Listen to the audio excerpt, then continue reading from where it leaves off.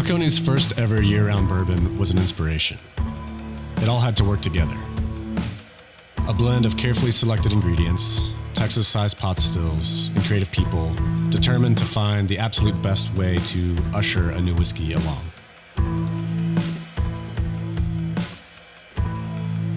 When you discover how it pairs with a meaningful moment, suddenly the feeling of drinking great whiskey becomes a whole lot more.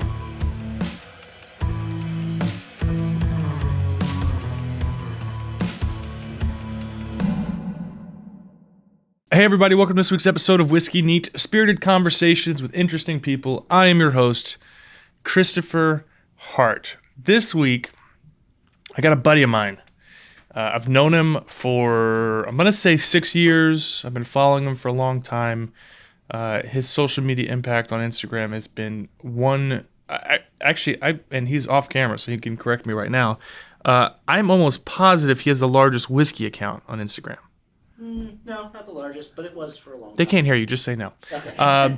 So Nate Woodruff, Facebook friends, Instagram followers, he has an Instagram account called Whiskey with a View. Even if you don't know who he is, there's a very good chance that if you are a whiskey fan, you have seen some of his work. He has pioneered and cornered the market on some of the most beautiful photography of a bottle of whiskey in nature, and it is absolutely gorgeous. Which, by the way, little idea. I'll tell you off camera. It popped in my head. Don't let me forget before you leave. So Nate was supposed to come in and do an episode last year, right before Brian Callen and Brendan Schaub, and we ended up screwing up the time zone difference, and we just missed each other. So I was really happy to hear that he reached out, and then he was back in Houston, that we were going to have a moment to kind of sit down and catch up. So he's a really good guy, really just crazy talented photographer. And so we just have a few drinks and catch up. So check out Nate Woodruff on Instagram, also Whiskey with a View on Instagram. He started a barrel program this year, which we'll talk about in the episode. And next week, which actually the day this airs will be the day it's happening, I'm interviewing Katie Sackhoff from The Mandalorian and Battlestar Galactica. And I am nerding out inside. Do you know how hard it is to get celebrity women to do the show? Like, the moment you mention, I've talked about this, the moment you mention ESPN or whiskey, it's really difficult at times. So I'm such a huge fan of hers. Longmire, Battlestar Galactica, blah blah blah, all the same. She's fantastic. Check it out. I'll be posting a picture next week, the day this airs, on Instagram, and of course the episode after that will follow the following week. So I'm rambling. Without further ado, please welcome my guest, Nate Woodruff from Whiskey with a View. Cheers.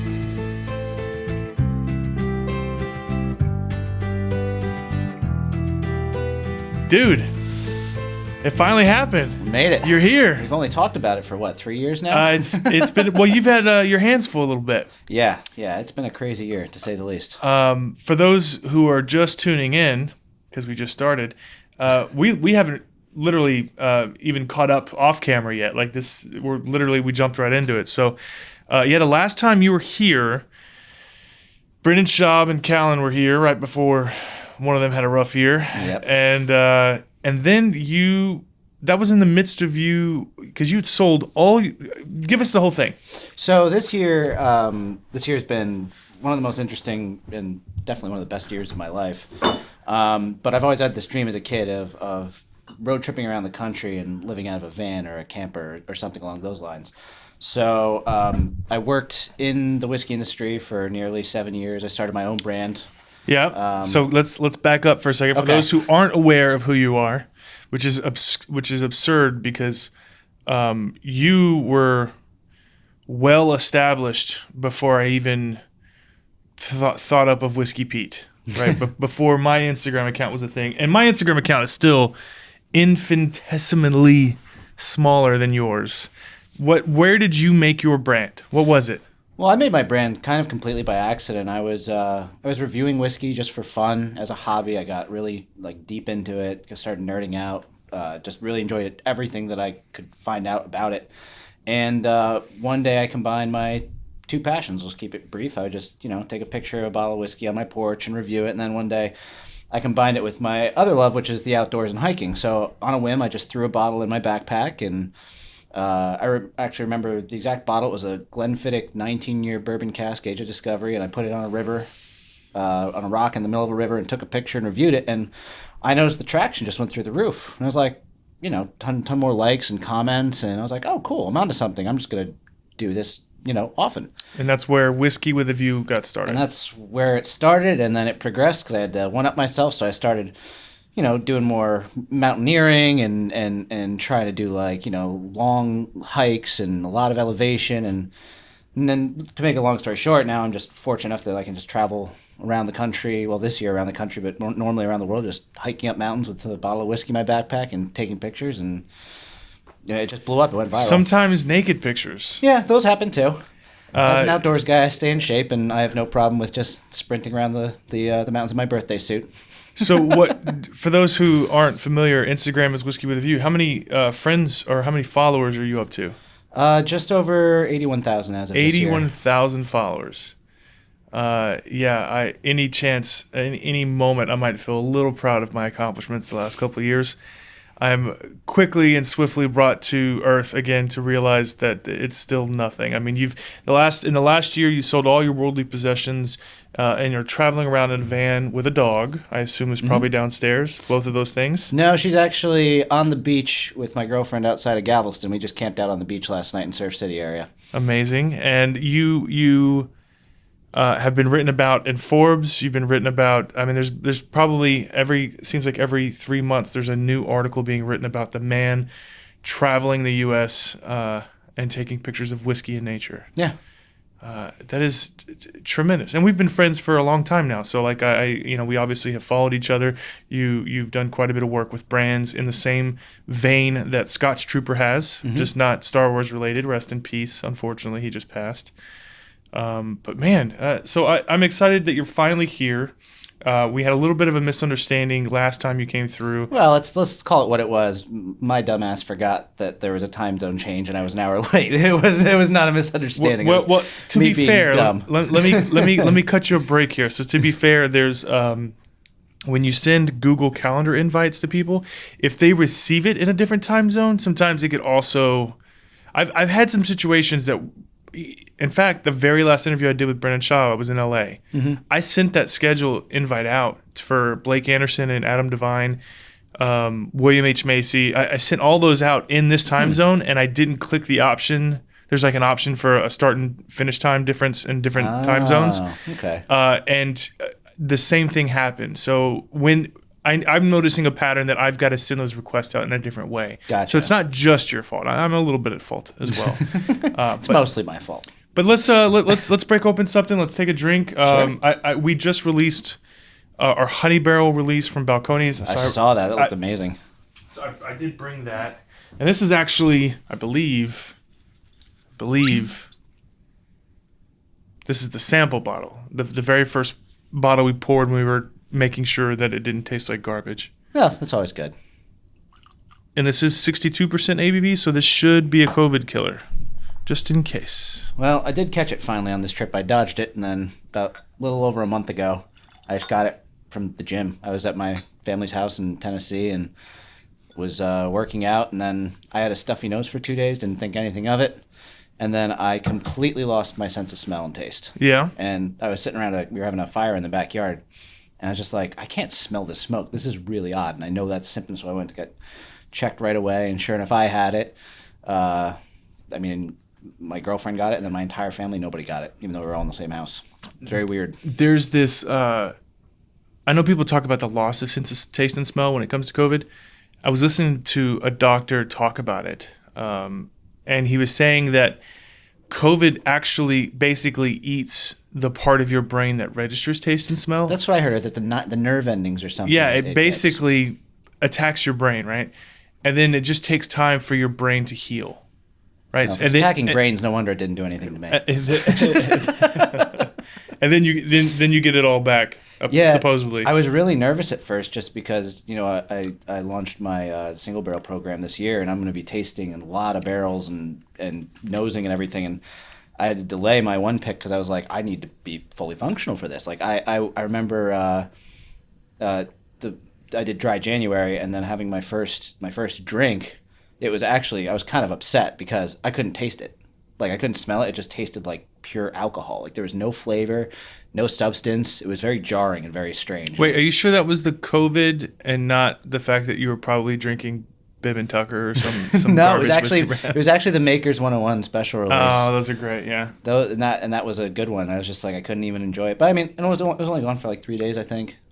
But you got it back now, though, huh? Oh yeah, no, it's actually, honestly, I think it's in a weird way, and I could just be happy to have it back. But I think my sense of smell has gotten better. Better? I don't know why that is, but I feel like I'm more sensitive to smell.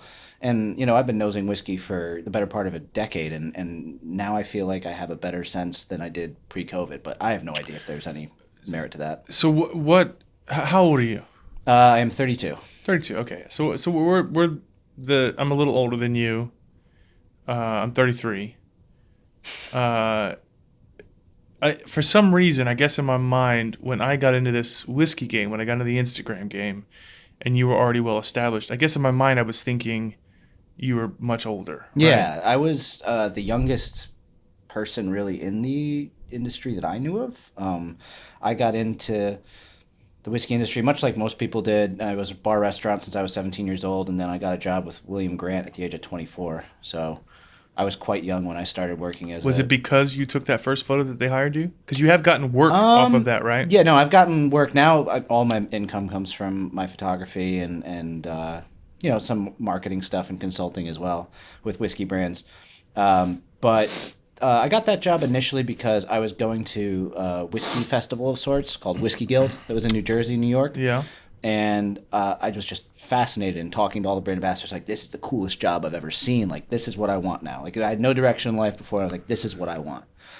And so I set the goal for myself. I was like, by 30, I want to be a national brand ambassador, which I ended up accomplishing at 27. But with Michter's? Yep.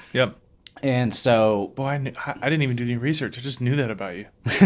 Yeah, I've been following you so long that I guess that's kind of like when the comedians that we love. We have both the mutual appreciation of the same strain of comedy. That you just kind of you follow someone so long that you just kind of absorb who they are, right? Yep. Which has got to be odd, right? Have you ever experienced anything super odd? Like I was talking to Adam Devine. He mentioned that some woman baked her hair into some muffins for him. Ooh, interesting. And that was a weird fan encounter. I've not had anything overtly creepy happen to me in person. I've gotten some interesting direct messages, that's for sure. Oh yeah? Yeah, I remember whiskey with a different kind of you. Yeah, whiskey with a nude.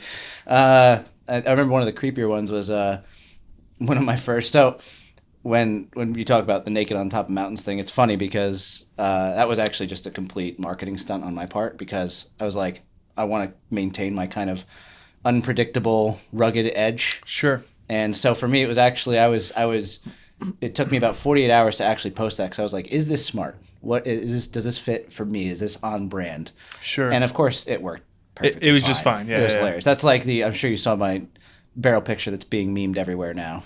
Oh, I sent you. Yeah, you did. Yeah. I forgot you did send me one too. I don't know. That was another stunt that was completely thought through. You called it. I knew. And did you post it on Instagram? Oh yeah, it's all over the internet now. So if you go to Whiskey with a View, there's Whiskey Nate has it. Whiskey Nate. I didn't put on Whiskey with a View yet.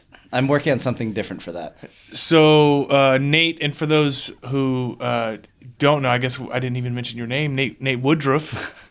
You had posted a picture of I guess someone had tapped a barrel, and the barrel just came spewing at your face. Yeah. And then people memed it with a bunch of wieners. Actually, it stayed fairly PG. I think the most. Well, the one I sent you had a wiener. No, yeah, that one was not. Yeah. But I think my favorite one. So I was buying. Shout out to Todd, by the way. Yeah. Todd's the one who edited that wiener into that photo. I said Todd, I need an emergency dick.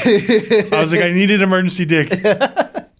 I was buying a barrel of whiskey from Smooth Ambler, and my favorite thing is tapping barrels and just drinking straight from the barrel. I was like, now I know no one's really done this and documented it because I know what it looks like, but I'm gonna do it anyway. Right. So drilled the hole, plugged it with my thumb, And then I had my buddy, Jeremy, the charred cask on Instagram. I had him stand aside, hit the lighting, and I was like, all right, here we go. Now, this barrel was loaded. I didn't even have to drill a hole at the top. The pressure was so high, and this thing blinded me. I got blasted square in the face. I'll show you after the sequence of photos. Sure. But, yeah, obviously, it looked like a stream of very dark urine. So when I posted that, I knew exactly what I was getting myself into. But I saw everything from the Ping cherub angel statues. That was one of my favorites. To stuff that was far more graphic and the vulgar. The best was R. Kelly singing with a bottle of Smooth Ambler like this. I mean, people got a little imaginative with that. But so you've basically turned this. I've gotten some great comments and lots of support for leaving my day job to pursue this as full time. What you've done is far more extreme and probably far more fulfilling, because the only people you have to keep satisfied are yourself and, of course, your girlfriend, and make sure the dog is fed. Yeah, right? now dogs. Now it's two. She's got one too. Right before we met, she rescued a adorable border collie. So his name's Jack. So he and Sky are basically best buds now, and they've been tearing around the beach all morning. Jack off camera, just hold on, let me fix that sentence. Yeah, that one. Jack, comma, off camera. As soon as you said his name, I was like, huh? So you full time. This is what you do. You survive off photos, and based off the nudes, I assume the OnlyFans is coming. I haven't reached that point yet. I think I'm gonna be doing okay this year. And you've launched a barrel program. Yeah. So let's talk about that. What are the details for those who've been following you, who've known about you for a long time? What's that look like? Yeah, so I've always wanted to do a single barrel program. I mean, obviously, working in the industry, I've sold plenty of barrels of whiskey to people, and worked with brands on moving it. And I was like, you know what? I partnered up with a really awesome family-owned liquor store. It's a chain that can ship across the country, and so they do all the fulfillment for me, and all I'm in charge of doing is going out and picking the barrels I want and then selling them online, get shipped right to people's doors. And I'm keeping it limited to a Patreon club this year. It's only 130 members because I want everybody to be able to get a bottle. Whatever a barrel yields. Yeah, and I don't want to go too crazy with picks, like maybe one a month. But as it expands next year, I mean, I've been given access to well over 50 different distilleries in Scotland via private companies, and a couple Australian brands, European brands. So I already have access to hundreds of different distilleries around the world that I can work with and secure casks from, including, obviously tons of distilleries in the U.S., which for me, I want to focus on far more craft. I don't really want to do a lot of big barrel picks with big brands. I really want to find the little guys that I love and that I've discovered over the years and kind of help highlight their product and help them get the word out about some stuff that, a lot of people may not have access to because they have limited distribution. So your Patreon is up and ready to go right now. Yeah. I don't think I knew that. I didn't know that you had a Patreon. Yeah, because Facebook likes to crunch that algorithm if you try to sell anything, so no one sees it. Sure. Facebook is an interesting beast, to say the least. What did you bring with you here? So that was actually the newest distillery-only single barrel rye from Smooth Ambler. So it's 12-year MGP. It's 12-year MGP cask strength that John Little picked. John Little. For those who don't know, one of the, I'd say, arguably the most famous. I can't think of one that's bigger. The most famous, the most beloved, the most transparent merchant bottler in the U.S. would be Smooth Ambler. Yep. John Little is probably one of the nicest, most genuine, most kind, most logical, most reasonable brand owners that I know. And fun. I haven't got to hang out with him. I had him on my podcast, and we had a great conversation. And being the kind and humble person he is, he reached out, I want to say a year later at one point, was like, hey, I just re-listened to the episode we did, and I just wanted to tell you that that's probably my favorite podcast I've ever done. And I that's thought, awesome. What a, like, when someone's too nice, you almost hate them. I almost blocked him, but he's so great. So this is probably one of the most famous things that they have bottled. The Old Scout Rye brand goes for crazy money. Like, I've seen them hit 700. I want to say there might have been something a little higher, but probably the most I've seen is $700 for this bottle. Yeah, I mean, I picked it up at the distillery for a little over 200. I think it was 230, 240. Well, I'm referring to past releases. This is Oh, the yeah, oldest. This is the oldest one yeah. I've seen. I'm sure this might go for more money. By the way, can I open it? Yeah. Chug, man. All right, let's see. I gotta give this a try. So 12-year-old MGP. I had a little bit. This is how much I love John Little. I had a little bit of a disagreement with him on. Someone made a post on Bourboner that just said that should bottlers be transparent 100% of the time, and I chimed in and said, like, sometimes they can't be transparent. With NDPs. Yeah, so NDAs. Or NDAs, rather. Sorry, Yeah, mixing so up mine. your NDPs just refers to them, right? Yeah, the yeah. non-distilling producer. The problem that... Oop, Cork hold on down. here. Cork down. By the way, thanks for sharing this, because I know No, my the last pleasure. time you came through, you left the Boss Hog, and Yeah. I think Callan took it with him As he should. to the show. Oh, this smells fantastic. I basically chimed in and just said, like, sometimes you can't. Sometimes the non-disclosure agreements prevent people from telling you where the juice came from. Usually that's in the Kentucky-based ones, or for some reason, Yeah, certain Scott- Tennessee distilleries, for some reason, that's like the only sourcing distillery. Doesn't like people saying where it's from. You talking about Dickel? Yeah. Yeah, so Dickel doesn't like people to say it, right? There is another one now in Tennessee Yes, there that is. also, and I mean, people know it exists. It's called Tennessee Distilling Company. They're the MGP of Tennessee. So if it doesn't come from Dickel, it's Tennessee Distilling Company has like a ton of 5 and 6 year old Tennessee whiskey that doesn't have that vitamin note. But I can't stand that Flintstone vitamin note. yeah, so I just defended people. I just said, look, sometimes non-distilling producers can't say what they are. Yeah. And I think John read that wrong, and we had a little bit of a disagreement, and I like him so much. I sent him a private message. I was like, dude, you're not upset, are you? He's like, no, I'm not upset at all. Like, I just, like, when those people that are just so good and so kind that you just want to make sure that there's never a disagreement between you two. That's John Little. Yeah. And that being said, I've never done a pick or asked to do a pick. You should. I guess we should. Right now, I just got a just under 6 year MGP bourbon that's just funky as all hell. If you put it in front of me blind, I would assume it's a rye, like a well-aged rye. It was really unique. Yeah. That'll actually be the first pick that I'll be selling.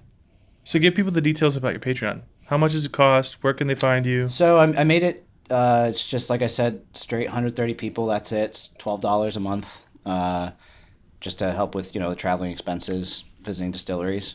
And then every month, once the barrel is landed at the store and it's ready to be shipped, I put up a link that's exclusive to them, and they go online and order it. And right now, I'm trying to really promote the shipping game where it's legal, because I just think the 3-tier system's kind of Bullshit. ridiculous. Yeah. And so, for me, working with a family-owned chain that has access to many different states to ship to, Can we say what the family-owned chain is? BevMax. Yeah. Yep, I believe they just opened one in Texas. Yeah. And so it's cool to kind of work with that, and we are still obviously going through a distributor. It's not like DC or anything. Yeah, you're not skipping anything, right? But it's cool because I'm encouraging people, especially now that COVID's on the decline, but still I'm like, order what else you need. Like they everything is appropriately priced. Get whatever wine you want for that week and whatever other bottles. Just make sure that shipping charge, which is the big thing that people complain about, I'm like, just make it convenient for you. I'm like, don't just get a bottle, get a couple things, help support the business. So when you're planning your travel through the U.S., what dictates where you go next? Why'd you come back to Texas? I came back to Texas. Maddie hadn't been here before and wanted to go camp on a beach, and I was like, there's a beautiful spot right outside of Houston. of Houston. Yep. There's a ton of great spots in Galveston for camping. Yep. So that's what we've been doing. We'll be doing that again tonight.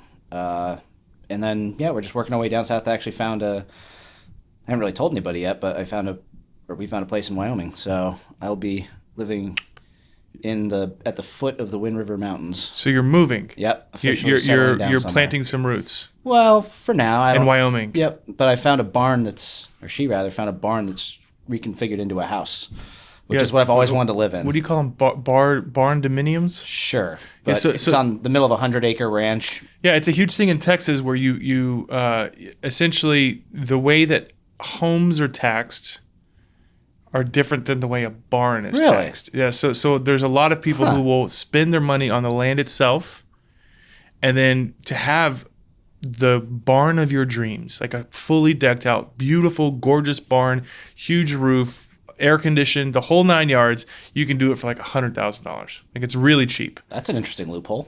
So yeah, but if you look them up, I saw a sign for that actually on the way in.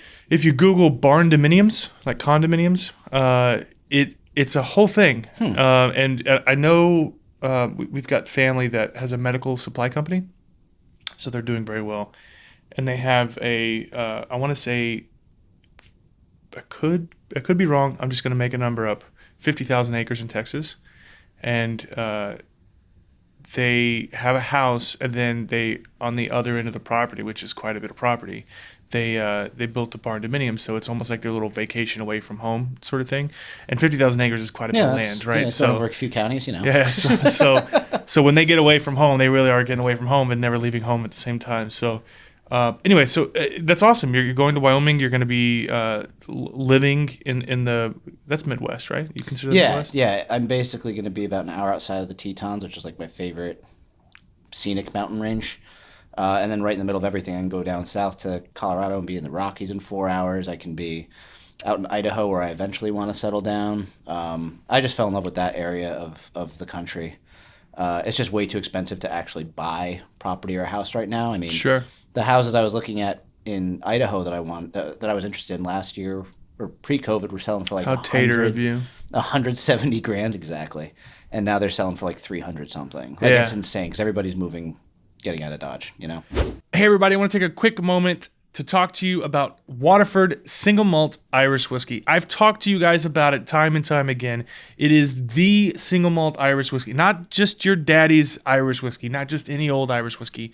They have gone above and beyond to really prove terroir in Irish whiskey. Literally, on the back of the bottle, on the back of the box, there is more information in small writing than they can fit on the box, that they've even tried and then put a terroir code at the bottom that you can go to glassrev.com/Waterford, and it will tell you the farmer who farmed the grain, the county, the city, the individual farm, the harvest. I mean, they tell you everything possible so that they can really prove that terroir in whiskey is real. Take a moment today to check out Waterford Single Malt Irish Whiskey at your nearest retailer, or go to glassrev.com/Waterford. Cheers. And I hate to pivot, but it just occurred to me. How are you washing your butt? Rivers, man. Oh, okay, that makes Rivers, sense. lakes, hot springs. It just. I poured a jug of water on my face this morning. I wanted to. Well, you look refreshed. You look fairly I tried clean. to stay clean. I put on some deodorant today. Yeah. Even trimmed up my beard a little bit. Just so man, it's got to be fun, man. So what the freedom, because I have this want, like my wife, she the loving, supporting woman that she is, who married down, she has this dream of living in like Oregon, right? Like the beautiful green woods type scenario. I don't have it in me to leave my roots. Like I want to live here. I'll vacation there. We can have a second home in Scotland or Ireland, like, dreams of having that kind of money. But the idea of leaving this pizza slice of Houston, this quadrant, which is away from my mom and my brothers and my sisters, and I can't do it. And for you to give up your life, your belongings, your worldly possessions to live in a van and see don't get me wrong, beautiful countryside. Dude, that level of balls is, and I've seen your balls, I follow you on Instagram, is tremendous, man. My hat's off to you. I mean, for me, it was so easy. I've always been a wanderer. I've always been wild. I've always loved travel. Have you ever seen Nutscapes on Instagram? I don't think so. I have a new phenomenon that I think you wait. No, I have. I've seen those in my hiking groups. Yeah. So it's silhouetted. It's perfect for what you're doing. Just include a bottle of whiskey. And for those who don't know what I'm talking about, look up Nutscapes on Google. But, well, that's awesome, man. So you're planning your roots in Wyoming. Are you going to, are you looking at another ambassador position? Because I know you've done it a couple times now and have moved away from it. What's the... I'm just way too happy being my own boss. I don't like being told what to do. Sure. And that being said, I mean, the brands I've worked for were not ever overbearing. I was very fortunate to work with the brands that I did. But for me, the freedom of just being able to do whatever I want, it quantifies for my happiness more than any other paycheck. I've turned down several very lucrative job offers this year since the trip started. And for me, it's like a 6-figure paycheck does nothing for my happiness. I could see you're enjoying that rye. Well, I'm enjoying the rye, but I'm thinking of a controversial question. Feel free to not answer it. I like controversy. I know you work for Michter's. I know you work for WhistlePig. I know you work for William Grant. I love David Allardyce. I love the WhistlePig team. I love, for me, the Michter's rep at the time was Trent Roberts, who's no longer with Michter's. But what brands have offered you a position that you didn't take, and why? I could have worked in a pun and said "and rye," but I didn't. I'm not going to do names just because Sure. I don't mean it in a shitty way. We don't have to be shitty, but I'm just curious. Offers from larger liquor conglomerates on national positions. Sure. But the reason being is, well, there's several reasons. One, I did the national thing already and loved the company I worked for, but it was just too much for me. I mean, I was here in the United States. If I wasn't here, I was opening up the market in Mexico and then in Europe, and it destroyed me. I was just absolutely stressed, miserable, couldn't stay in shape, just not eating well, and it was just like I don't ever want to be in that position again.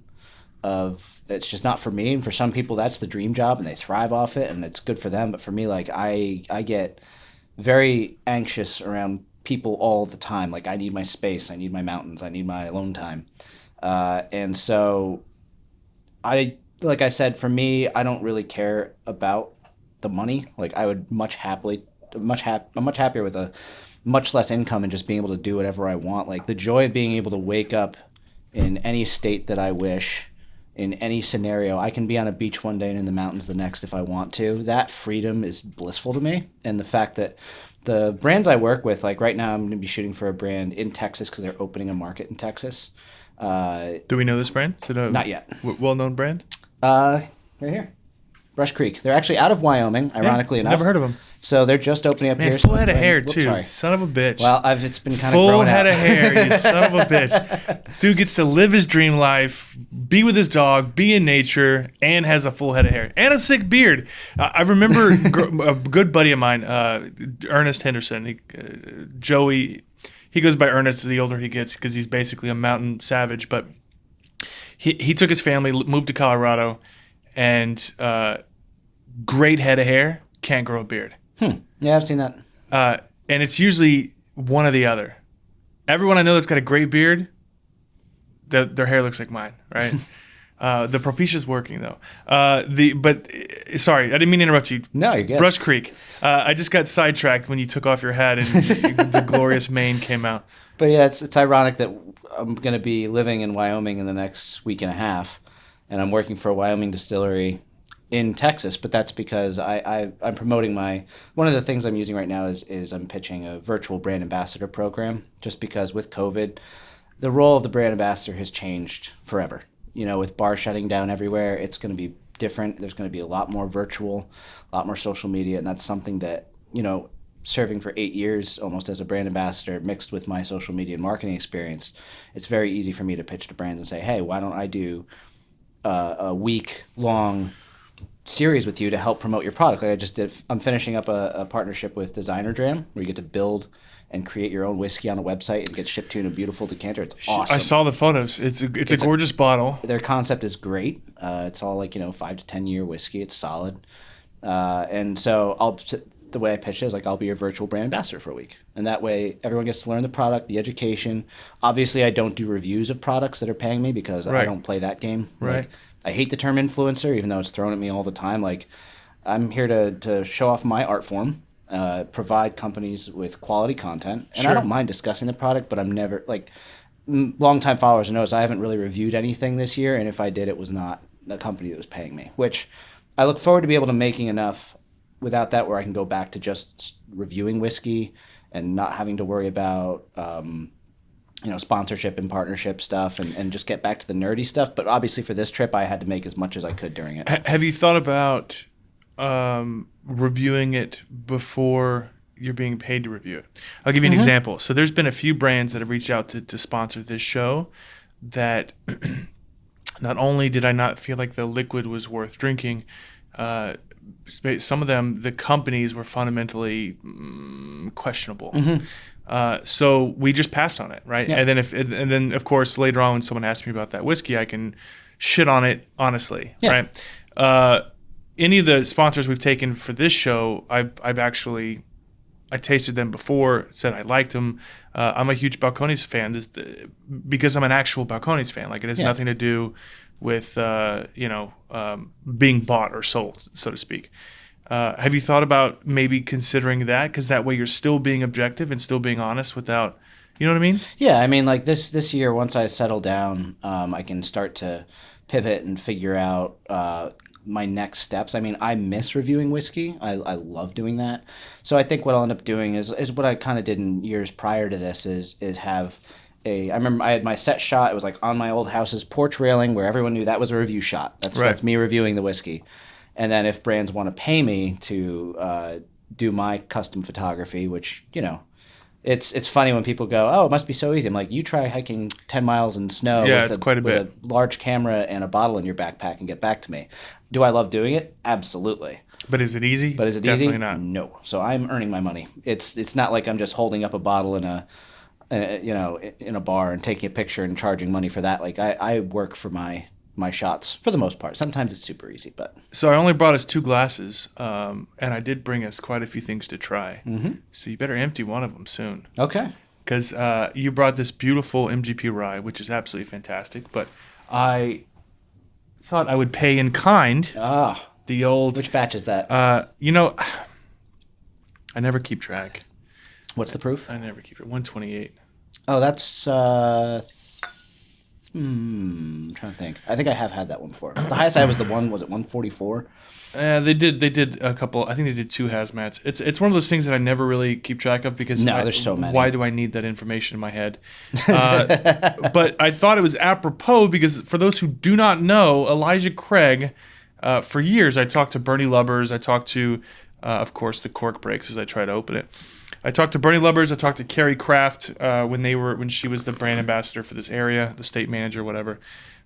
They had said that their goal was to always keep Elijah Craig barrel proof 12 years old. And if we did barrel picks that were barrel proof and 12 years old, it would deplete from what's already being released to market.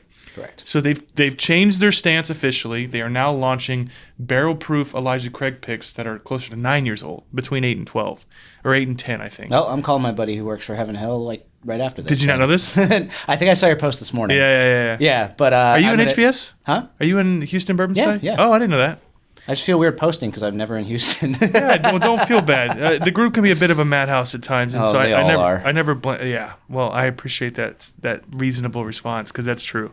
They're all a goddamn nightmare. They're all insane. That's why I like just trolling people with ridiculous pictures. So I will say, putting this in the glass that held the honey barrel, it's very very complimentary. I've always told people if they're like, oh, what should I get for like an entry bourbon? But especially like Elijah Craig, back in the day, it was just, 12-year age statement. Like you just couldn't beat it. It's goddamn tremendous. Oh, we can cut this out. You don't feel free to not answer this, but I'm in real time processing your life. And so questions are popping up in my head. Fire away, man. I'm going to fire them at you. Where did you meet your girlfriend along this journey of traveling the world? How did you convince her to go with you? Because I'm assuming that she wasn't a part of your life before you decided to sell everything, so you met her along the way. How did you convince her to go with you? And what happens when you get into an argument and you're like, I'm leaving you here in Oklahoma, I'll be back when I come through? Like, how that dynamic has got to be... I'm asking that because I didn't live with my wife when we dated. So I've only ever lived with a woman after I was married. And I've only been married once. So I'm curious that level of commitment without that level of, it's basically giving each other your life the span across multiple states, right? Well, it's interesting. I mean, I've been before her. I've single for almost 6 years. I've just been happy on my own. That was a sick burn. I just like being single. And then I met her in Colorado this summer. Yeah. We're just in the same. So she actually did the same thing as me this year. Bought a van, living out of that. So there's the answer to your question.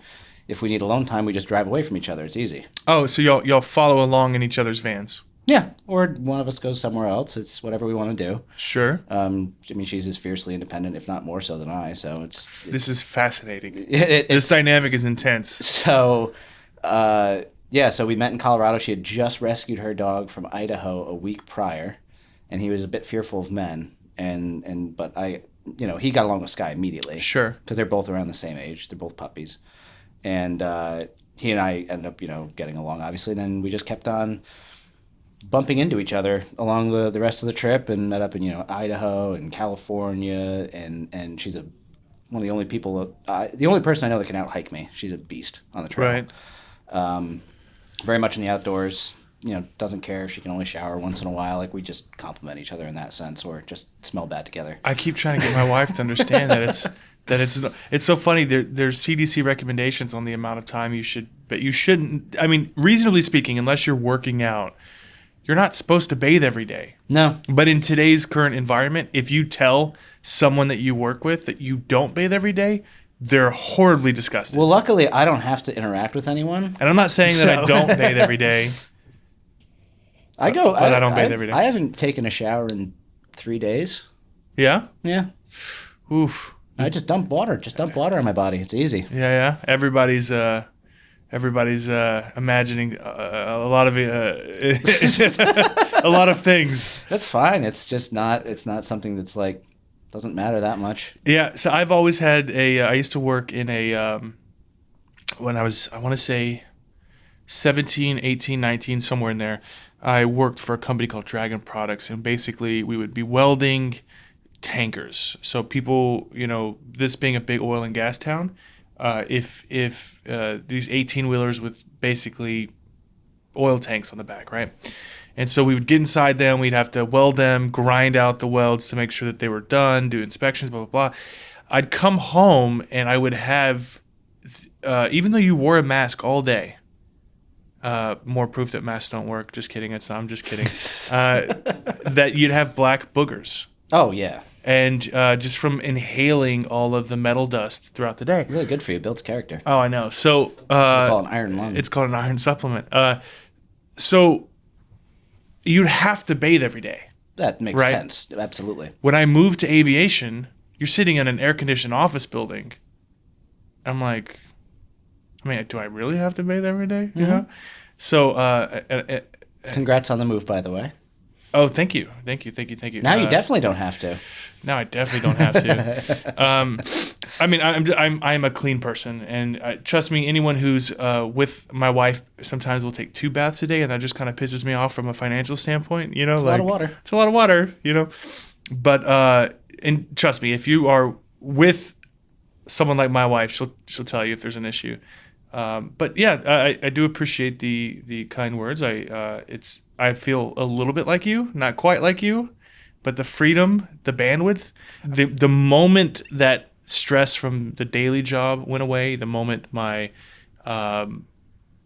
burden went away, my creative juices have just been like, let's do this, let's do that, yep. Let's do this, let's do that. So yeah, I feel, I don't channel that into photography, but I do feel inspired by the freedom. And it's a really bizarre thing to say, but I do feel more creative now with, things I want to do. And then I was talking to Daniel Whittington from the Whiskey Tribe, and I don't think I've mentioned this on the show yet, but there's some controversy over certifications. Absolutely. Whiskey sommelier this, or barrel and stave, I forget what it is. Barrel and stave, so yeah. Moonshine University. There's all these different whiskey certifications that are out there, but no one who's criticizing them are criticizing the curriculum. They're just criticizing the costs or what they perceive as the ease of the course, but no one is actually addressing or analyzing the curriculum to see if it holds its weight in water. No, and that's the problem is a lot of these companies will take a lot of money, and it's something that, I mean, I'm fortunate enough to be in the position where I am where I wouldn't have to take that kind of course, and I've done my deep dives into the geeky stuff, and I've seen some of the courses. I'm like, I could do this in my sleep. Like, this is kind of, you can learn Super this. easy. You can learn this working at a bar in 6 months. Well, the Court of Master Sommeliers, Which my father was a level 2, I believe, sommelier. But I mean, that position when it comes to wine has been around for, what, 3 centuries at least? no, I think it's like 60 years. Is it really? Yeah, so I always thought it was like a long. I think the perception is that it's longer, but I think the Court of Sommeliers is like 50, Really? 60 years. Yeah, yeah. Wow. Okay. Well, let's find out. The great thing is I've got the answer right here, no matter what it is. That's your Jamie. Hey, Jamie, pull that shit up. Hold on, I gotta. How long has the Court of Master Sommeliers been around? 1977. Yeah. Yeah. According to Wow. Wikipedia. That is So under 50 years. that is so fucking sorry.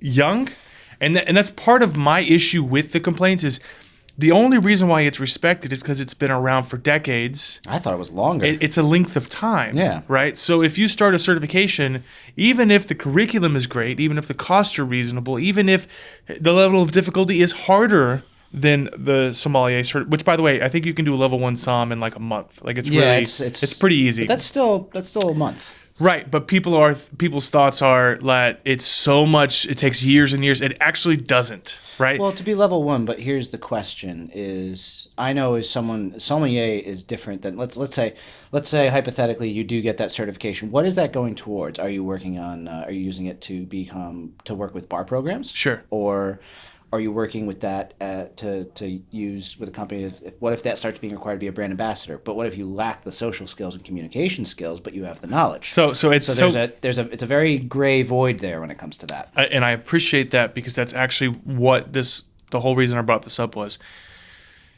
I've got all this free time now. I think I did an article on Four Roses and Bullet a while back that was tremendously successful. And so I think what I want to do is I've got all this bandwidth. Let's take let's figure out the certifications that are out there. Find the ones that are either the most controversial or the most legitimate or the most well-respected, whatever the case might be. Take them all. I've already got my WSET. I need to take going back to the Court of Master Wine Sommeliers. They created a whiskey program. Did they? And they're advertising it as the world's only credible whiskey certification, which is bullshit. Yeah. But they did it to take back the sommelier, because that was being borrowed by a few of them, right? Yeah. And what they do is they mail you a book, and they say, "Let me know when you're done reading it, then we'll mail you the test." And You can just cheat off the book. I don't understand. it's not And how much are you paying for that book? right.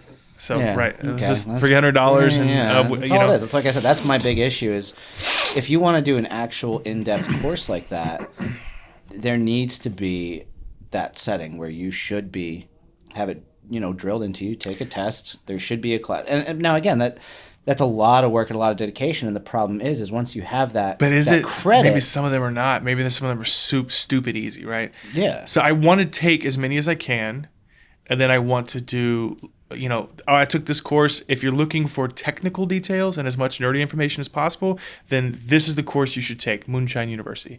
If you're looking for the course that focuses and teaches you how to market, because that's the part of this, Yeah, right? I could see that. So the part of having a brand is two things. You've got to distill the whiskey, and it's got to be worth it's got to taste good, right? But the part of being a business owner is you have to be a brand focus. You have to be able to build a brand, right? So if you criticize a course as not being technical enough, then that's okay.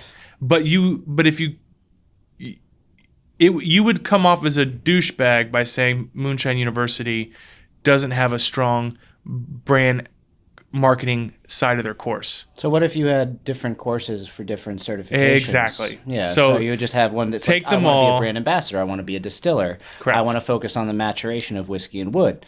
I want to focus on Blending. what have you. And that way you can have different credits And then that way you don't have to worry about taking one overriding course. You can take. So my goal is to avenues. take as much of them as possible over the next 12 months. 2021. If I can knock all those out, then I'm gonna put- enjoy watching this. and then put an article together as the one, this one is a complete waste of your money. Don't go to this one. If your focus is brand development and marketing, then go to this one because this is an important Yep. part. I think that part gets written off so much. Brand development and brand marketing is an essential part of this. It's as essential, if not more important, because there's a lot of brands out there that have great marketing but shitty whiskey, but they're successful because their brand marketing is works, right? So I'm not saying there's just not enough appreciation for that side of things. So I'm hoping to break it down as to like, it's kind of like when you want a camera. I'm always looking at cameras. Jack has sent me like 50 lists of cameras to buy for the show, for the road. You pull up top 10 cameras for whatever, it'll tell you best overall, best for battery, best for memory, best for picture quality. There's different, it depends on what you're looking for. Absolutely. So I have intentions to do that as well, and kind of just make it perfect, right? Like, Just get a whiskey college and call it Hogwarts. Get it? WORTS. it could be called Hogwarts University over at Whistle. I mean, Whistlepick could do this. Yeah, I know. I hate to brand for them, but you guys could be doing something here. WORTS. Everyone wears robes. I don't know. Rowling might get a little pissy about it, but Well, where can everybody find you? Give them the plugs. Thanks again for coming in. This kind of flew by. I don't know what your day looks like, what you're doing after. I'm just gonna be day drinking on a beach. Yeah. I need it. I've been driving for the past. Went from Tennessee to right outside of Pensacola, camped out by the beach there, and then from there over to here yesterday, which is like 9 hours. Are you are you a smoker?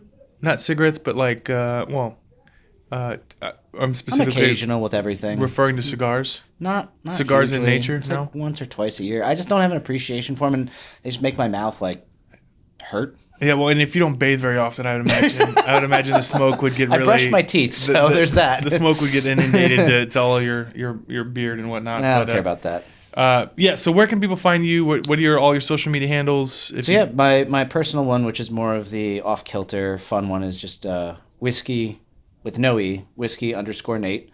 My there's another guy called Whiskey Nate on Instagram that's constantly very confused by getting tagged in everything, but yeah, no e in either of mine, and then Whiskey with a View, no e, and that is my professional one, which is all based on the photography in nature. and nature. Yeah. And this year, as I move out to the Midwest, it's only going to get better. I'm doing a lot more video-based stuff. Wasn't able to use my drone as much as I wanted this year, but I'm going to be using that a lot more. Are you? Have you met or have you seen Beer, Wine, and Spirits? He works with my buddies over at Earn Your Booze, right? Yes. Yeah, Correct. Yeah. Yeah. I've not met him, but I know of him. I'm supposed to meet up with those guys in Arizona again. I did a workout with them last year. Similar situation where he gave up his worldly possessions to travel and learn about things and videotapes all of it.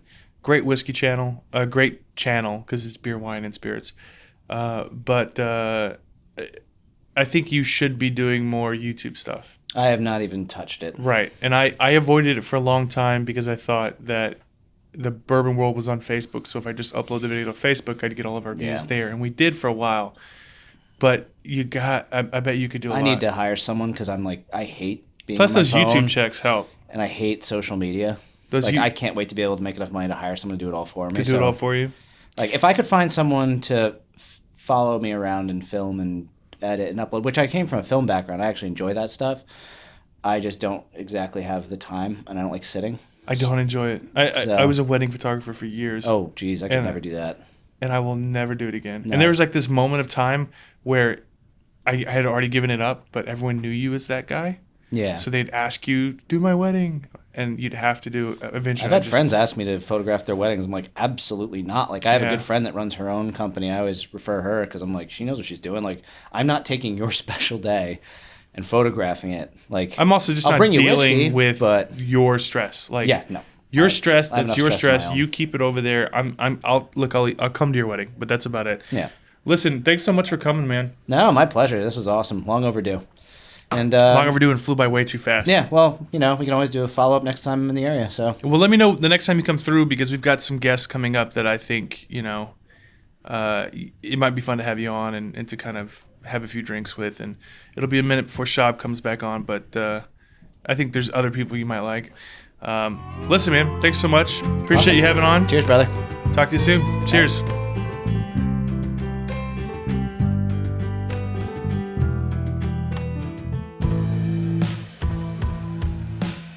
Balcones' first ever year-round bourbon was an inspiration.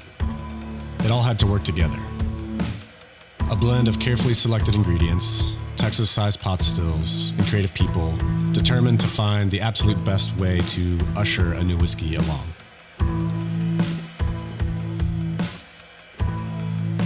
When you discover how it pairs with a meaningful moment, suddenly the feeling of drinking great whiskey becomes a whole lot more.